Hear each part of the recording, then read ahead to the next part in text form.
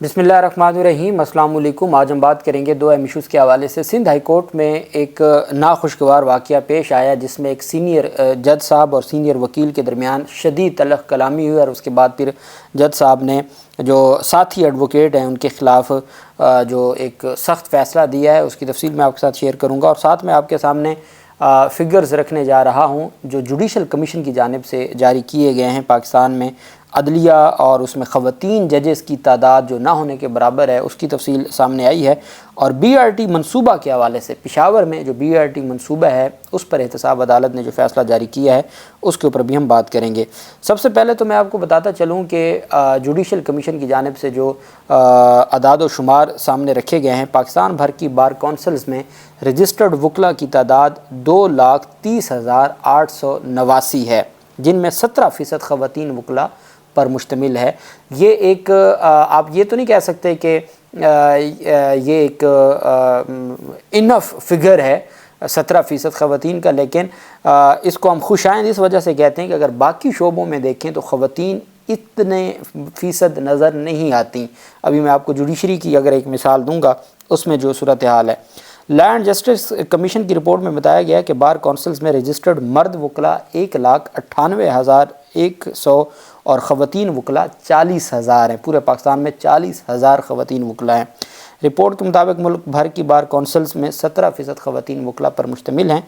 Law and justice commission की report के मुताबिक मुल्क भर की प्रोसिक्यूशन डिपार्टमेंट्स में प्रोसिक्यूटर्स की कुल तादाद 2,210 है। प्रोसिक्यूशन होती है सरकारी वकला। पूरे पाकिस्तान में 2,210 सरकारी वकला हैं और रिपोर्ट के मुताबिक प्रोसिक्यूटर अफसरान में से 1,869 मर्द और 341 ख़वातीन हैं। 15% ख़वातीन प्रोसिक्यूटर्स हैं। पूरे पाकिस्तान में जो सरकारी वकला हैं प्रोसिक्यूशन डिपार्टमेंट में ख़वातीन प्रोसिक्यूटर्स की तादाद 15% है। लॉ एंड जस्टिस कमीशन की रिपोर्ट के मुताबिक ख़वातीन का तनासब उनकी आबादी के लिहाज से बहुत कम है और कमीशन मुल्क भर की अदलिया में मज़ीद ख़वातीन की तकरीरी को तजवीज़ करता है। अब हम आ जाते हैं कि जुडिशरी में जो ख़वातीन हैं, मैं समझता हूँ कि ख़वातीन के लिए एक अच्छा अगर कोई प्रोफेशन है या शोबा है तो वो अदलिया है। बड़ा बारोब और बड़ा उनके लिए एक बाइज़्ज़त पेशा है, लेकिन उसमें ख़वातीन की तादाद ना होने के बराबर है।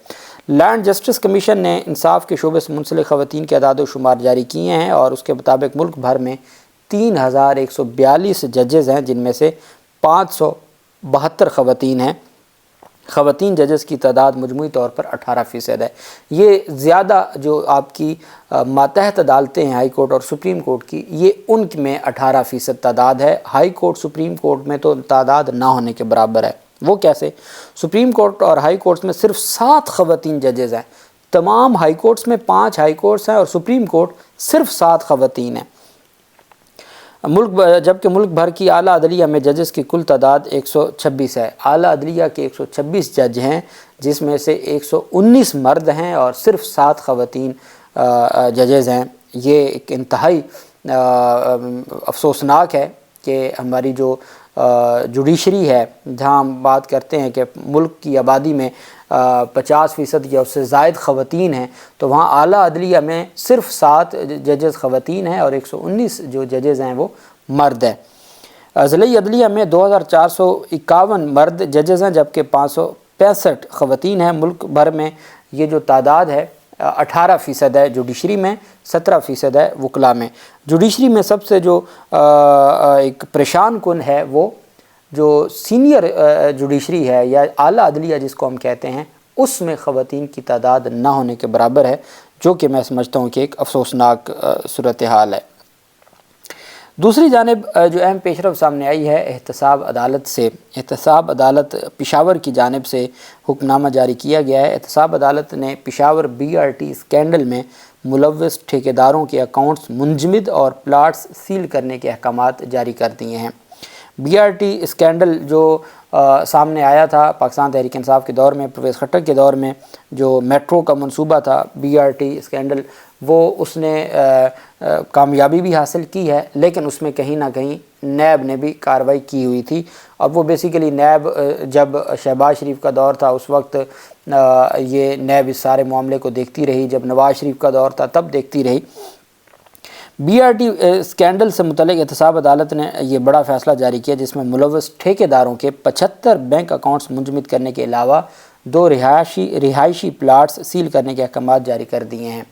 یہ عدالت نے جو ٹھیکیدار تھے جن کو سرکاری ٹھیکے ملے ہوئے تھے اور اس میں انہوں نے کوئی گھپلا کیا ہے ان کے خلاف کارروائی کی ہے۔ یہ بہت بڑی کارروائی ہے جو ٹھیکیداروں کے خلاف کی گئی ہے جس میں 75 بینک اکاؤنٹس کو منجمد کر دیا گیا ہے اور 2 رہائشی پلاٹس سیل کرنے کے احکامات بھی جاری کیے گئے ہیں۔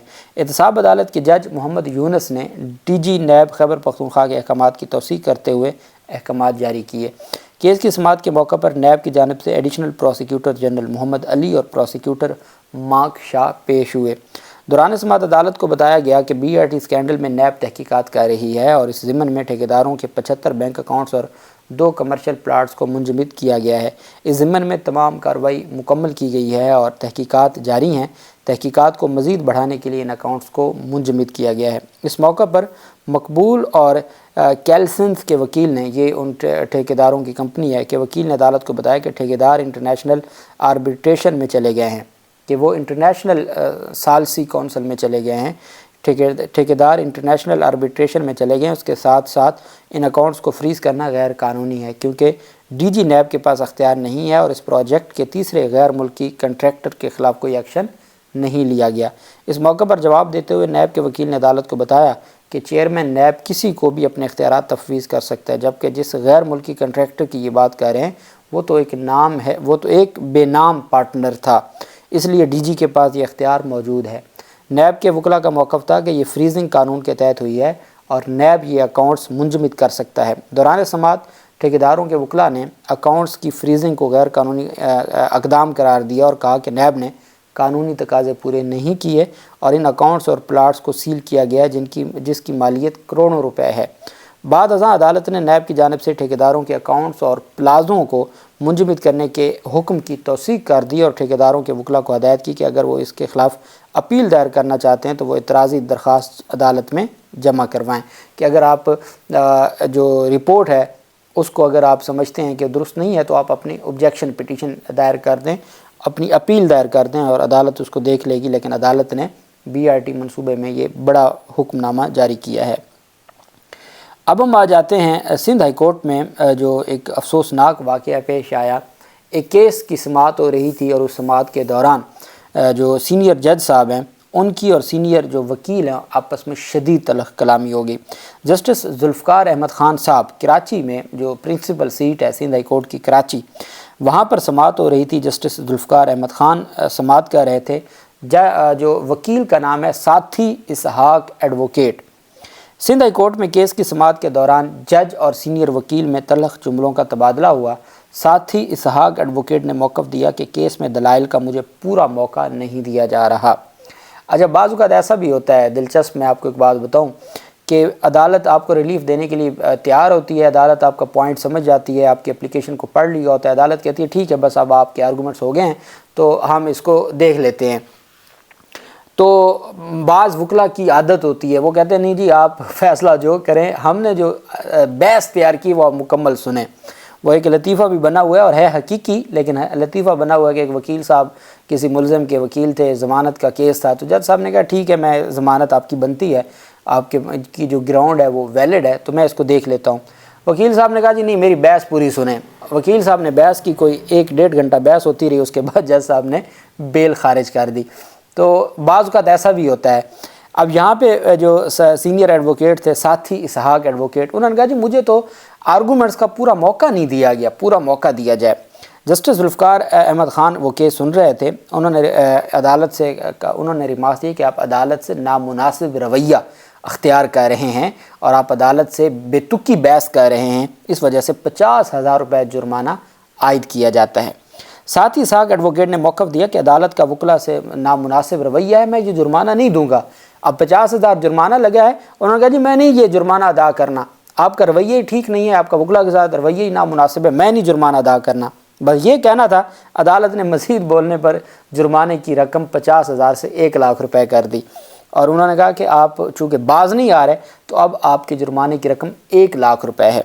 ساتھ ہی ساتھ ایڈوکیٹ نے موقف دیا کہ کیس سنا نہیں جا رہا اور جرمانہ عائد کیا جا رہا ہے، میں نہیں ادا کروں گا۔ عدالت نے کہا، پھر عدالت سے جب وہ الجھے تو عدالت نے مزید کہا کہ جی آپ پھر باز نہیں آ رہے، عدالت نے جرمانے کی رقم 1.5 لاکھ کر دی، 50,000 پھر لاکھ اور پھر تیسری دفعہ 1.5 لاکھ روپے جرمانے کی رقم کر دی۔ ساتھی صاحب نے کہا جتنا چاہے جرمانہ لگائیں، میں ادا ہی نہیں کرنا، میں خود کو گرفتاری کے لیے پیش کرتا ہوں، آپ کیا کریں گے میرا۔ ساتھی ساکھ ایڈوکیٹ نے جسٹس ذوالفقار احمد خان کے خلاف سپریم جوڈیشل کونسل کو شکایت درج کرانے کا فیصلہ کیا۔ ساتھی ساکھ نے کہا کہ وکلا کے ساتھ تضحیک آمیز رویہ اختیار کیا گیا ہے، میں آپ کے خلاف سپریم جوڈیشل کونسل جاؤں گا، میں آپ کے خلاف ہائی کورٹ کے جج صاحب کو کہا جا رہا ہے کہ میں آپ کے خلاف سپریم جوڈیشل کونسل جاؤں گا اور آپ کے خلاف میں لیگل ایکشن لوں گا، آپ کا جو رویہ ہے وکلا کے ساتھ وہ تضحیک آمیز ہے۔ جج صاحب نے کہا کہ اب آپ جرمانہ ادا نہیں کریں گے تو آپ کا بار کونسل کو میں ریکمینڈ کروں گا آپ کا لائسنس کینسل کر دیں۔ یہاں تک معاملات بنے اور اب دیکھنا یہ ہے کہ اس جرمانے کے خلاف وہ اپیل دائر کرتے ہیں، جرمانہ نہیں ادا کرتے تو اس کے اوپر کیا ایکشن ہوتا ہے۔ اور بیسیکلی میں یہ سمجھتا ہوں ہمیں ہمارے استادوں نے یہ بات سمجھائی ہے کہ آپ نے اپنی طرف سے پوری کوشش کرنی ہے، فیصلہ کرنے کا اختیار جج کے پاس ہے، آپ کے پاس یہ اختیار نہیں ہے کہ آپ جج کے ساتھ بدتمیزی کریں یا آپ الجھیں۔ آپ کو پتہ ہے اگر سول جج ہے وہ نہیں کرے گا تو آپ ڈسٹرکٹ کورٹ میں اپیل کر سکتے ہیں، ڈسٹرکٹ جج نہیں کرے گا تو ہائی کورٹ میں اپیل۔ اب آپ کا کام الجھنا نہیں ہے، یہ جو آئے روز لڑائیاں ہوتی ہیں، فائلیں وکیل اٹھا لیتے ہیں، بدتمیزی کرتے ہیں، عدالتوں کو تالے لگا دیتے ہیں، ہڑتال شروع کر دیتے ہیں، تو اس سے کیا ہوگا کہ اس سے مسائل ٹھیک نہیں ہوتے۔ اور میرا یہ بھی ماننا ہے بعض اوقات ہر جگہ پہ وکیل بھی غلط نہیں ہوتے، ہمارے ہاں ایک رویے کی ایک بدقسمتی سے بہت کمی ہے، لیکن میں نے یہ بھی دیکھا ہے کہ اگر آپ اچھے اخلاق کے ساتھ پیش آتے ہیں تو آپ کو ریلیف مل بھی جاتا ہے اگر آپ اچھے انداز سے بات کرتے ہیں۔ اللہ پاک پاکستان کا حامی و ناصر ہو۔ بہت شکریہ۔ اللہ حافظ۔ پاکستان زندہ باد۔